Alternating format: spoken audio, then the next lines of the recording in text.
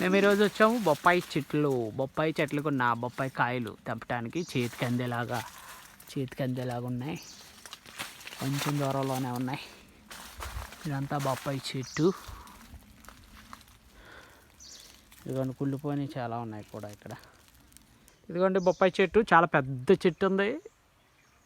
అక్కడ ఒక గెల ఉంది, పైన మధ్యలో ఒక గెల ఉంది, ఇలా పక్కకు వచ్చి ఒక గెల ఉంది. ఈ పక్కనే కొన్ని వందల సంవత్సరాల చరిత్ర గల మామిడి చెట్టు ఉంది. మా ముత్తాతలు ఇక్కడ ఇదే చెట్టుకి ఇదే కాయలు తిన్నారు. ఇప్పుడు మళ్ళీ ఇక్కడికి వచ్చాము.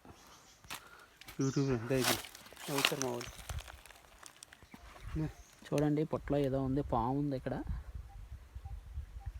లోపల చేయాలండి చాలా చక్కగా దీన్ని తయారు చేసాయి. చూడండి ఇంట్లో గిన్నెగా ఇక్కడ చూడండి. ఇది మరొక 200-300 సంవత్సరాల చరిత్ర గల చింత చెట్టు. చింత చెట్టు. Yes, wonderful to see. చాలా పెద్ద చెట్టు ఉంది. 200 సంవత్సరాల చరిత్ర గల చింత చెట్టు.